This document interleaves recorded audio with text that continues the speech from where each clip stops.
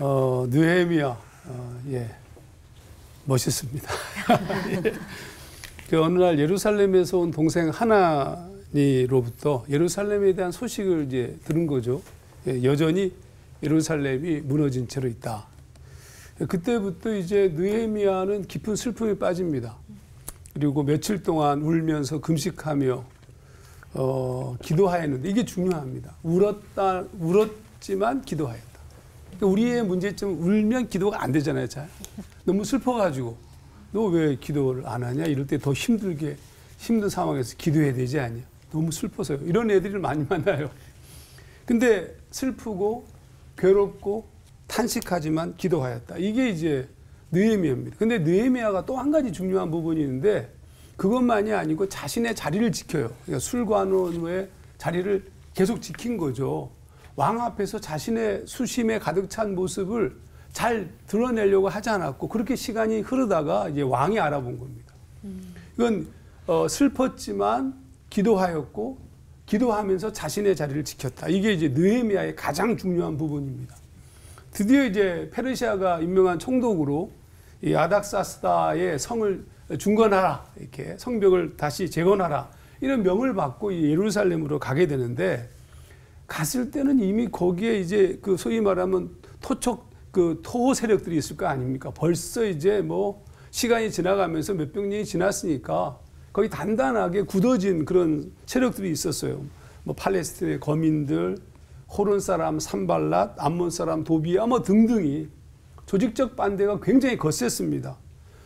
그래서 이제 그렇지만 이제 성벽을 쌓으려고 하니까 산발랏을 비롯한 등등이 뭐라고 얘기하냐면 이렇게 얘기합니다. 이 미약한 유다 사람들이 하는 일이 무엇인가? 야, 스스로 경고해지려고 하냐?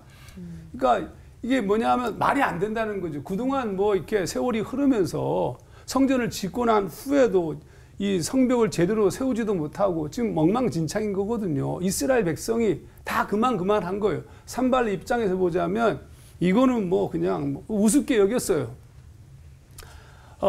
그래서 어이없게 바라보고 있었던 거죠. 심지어 암몬 사람 도비야는 이렇게 얘기합니다. 건축하는 돌 성벽은 여우가 올라가도 곧 무너지리라. 아니 여우가 얼마나 조심스럽게 걷는지 보셨죠? 저는 봤어요. 이렇게 조심스럽게 걷습니다. 근데 여러분 여우가 올라가도 성벽이 무너진다는 거예요. 악담을 퍼붓습니다. 그러니까 이 얘기를 들으면서 이스라엘 백성들은 동의해요.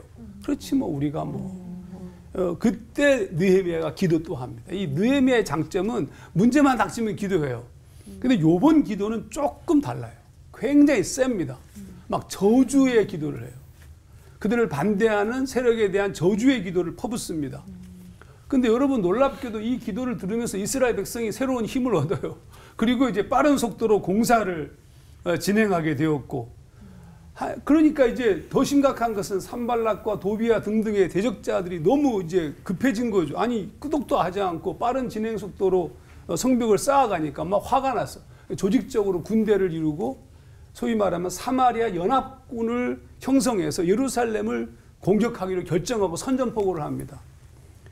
그래서 그때 이제 유대 사람들, 이 이스라엘 사람들 사이에서는 부정적 생각이 막 팽배해지기 시작했어요. 당연하겠죠. 그러면서 누군가가 만든 노래가 불려지는 거예요. 이런 노래입니다.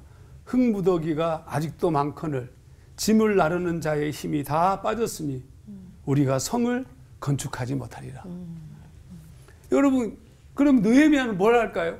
당연히 기도죠. 또 기도를 시작합니다. 느헤미야가 이렇게 기도합니다. 다 함께 꾀하기를 예루살렘으로 가서 치고 그곳을 요란하게 하기로 우리가 우리 하나님께 기도하며 또 기도했어요.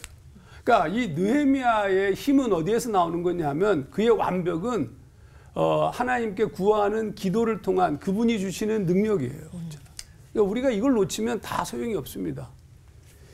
여기서 또 주의할 게 또 있어요. 이 느헤미야의 놀라운 강점인데 느헤미야는 기도만 한 게 아니에요. 그러니까 아까 처음에 제가 얘기할 때 예루살렘 성벽이 회파됐다는 소식을 듣고 여전히 그 상태로 유지된다는 소식을 듣고 너무 속상해서 하나님께 기도했던 것처럼 느헤미야는 그 소식을 그 상황을 만나면서 기도하기 시작했어요. 또 그때 그 상황에서 자기가 하고 있는 맡고 있는 술관원으로서의 일도 절대로 소위 놓치지 않고 제대로 한 것처럼 여기서도 마찬가지. 느헤미야는 기도만 한 것이 아니라 파수꾼을 두어서 방비하게 하였습니다. 예루살렘이 회폐한 채로 있다는 소식을 듣고 기도하며 자신의 일을 지켰던 것처럼 똑같은 방식으로 우리가 우리 하나님께 기도하며 그들로 말미암아 파수꾼을 두어 주야로 방비하는데 느헤미야의 아름다움이에요. 위기가 오지만 우리에게도 위기가 오겠죠. 위기가 왜 안 오겠어요? 근데 위기가 오지만 그는 먼저 기도하였습니다. 그리고 자신의 자리를 지켰습니다. 그리고 하던 일을 멈추지 않았습니다. 이게 우리가 배워야 될 점입니다. 어렵고 힘들고 고통스럽고 절망적 상황이 닥치면 울고 좌절하고 기도는커녕 하던 일도 다 그냥 하지 못해가지고 모든 걸 내려놓는 사람들 너무나 많이 만나요. 근데 하나님께서 힘을 주시는 거죠. 느헤미야는 바로 그런 사람이었습니다. 여러분도 어렵고 힘든 일이 우리의 삶 속에 다가올 수는 있지만 그때 기도하시는 거 잊지 마셔야 돼요. 그러면 늘 기도하는 사람만이 그때 기도할 수 있어요. 그리고 내가 하고 있는 일을 멈추지 말고 그 자리를 지키고 하나님을 신뢰하고 그렇게 하루하루 걸어가는 우리의 모습이 되어야 됩니다. 아멘. 우리 기도하겠습니다. 하나님 아버지 고맙습니다. 위기가 올 때 기도하는 것은 당연하지만 기도는 쉽지 않습니다. 그러나 느헤미야는 기도했습니다. 기도뿐만 아니라 자신이 하고 있는 일을 놓치지 아니하고 그 자리를 지켰습니다. 우리도 그렇게 느헤미야처럼 온전한 믿음의 사람으로 살 수 있도록 인도하여 주시옵소서. 아멘. 예수님 이름으로 기도하옵나이다. 아멘. 아멘. 이 성벽 건축을 방해하는 사람들에 대한 기도를 들어보면은 사실 저주가 섞인 기도잖아요. 아니 이래도 맞아요. 되는 건가? 기도는 맞긴 한데 저주 기도예요. 괜찮나요? 글쎄 말이에요. 사실 산발랏, 도비야 뭐 등등이 악담하고 저주하고 먼저 걔네들이 먼저 했어요. 근데 이스라엘 백성들이 굉장히 위축되어 있었습니다. 또 실제로 이스라엘 백성들이 뭐 성벽을 재건하고 이렇게 중수하는 과정에서 무슨 전문적 기술자들이 아니에요. 뭐 다 심지어 제사장들도 자기가 살던 집 앞쪽 성벽은 자기가 쌓게 했습니다. 이렇게. 뭐 제사장, 레위인, 상인, 금장색 자기 뭐 직업이 아니야. 전부가 다 함께 한 거거든요. 그러니까 그런 관점에서 보자면 그런 주변의 공격들을 계속 받으면 당연히 낙담하죠. 이 낙담하는 이들에게 하나님의 선한 손이 나를 도우셨다. 이런 말씀을 하면서 우리가 지금 하고 있는 것이 선한 일인데 선한 일을 반대하는 우리 총장님이 얘기하신 것처럼 반대적 세력은 거의 악한 세력이잖아요. 그러니까 그것에 대해서 강력하게 무엇인가를 표현했어야 됐어요. 그게 이제 저주의 기도였습니다. 이 저주의 기도가 제가 한번 읽어볼게요. 우리 하나님이여 들으시옵소서. 우리가 업신여김을 당하나이다. 원하건대 그들이 욕하는 것을 자기들의 머리에 돌리사 노략거리가 되어 이방에 사로잡히게 하시고 주 앞에서 그들의 악을 덮어두지 마시며 그들의 죄를 도말하지 마옵소서. 그들이 건축하는 자 앞에서 주를 노하시게 하였습니다. 그러니까 이 장면 자체는 단순하게 악담 자체가 이스라엘 백성에게 한 것이 아니라 하나님에게 하고 있는 것으로 느헤미야는 기도하고 있는 거예요. 그러니까 지금 하나님께서 당연히 그런 적대적 관계에 있는 그들, 정말 적그리스도적인 이들을 향해서 하나님께서 당연히 저주하시지 않겠어요. 그런 관점에서 지금 기도를 하고 있는 거예요. 그러니까 우리가 하나님께 그렇게 기도할 수 있어요. 그러면 이렇게 토로할 수 있어요. 그러면 하나님께서 과연 그 기도를 원하실까? 다시 좀 얘기해 볼게요.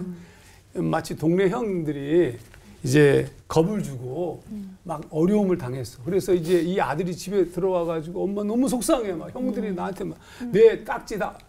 라떼 얘기를 하네. 다 뺏어가고 막 나 혼내고 막 으름장 놓고 막 그러니까 이제 엄마가 막 화를 내면서 그놈들이 누구냐고. 가서 다리 몽둥이 당장 부러뜨리겠다고. 근데 직접 가서 다리 몽둥이 부러뜨릴까요? 아니죠. 이 얘기는 무슨 얘기냐 하면 그 아들에게 아들을 격려하는 거예요.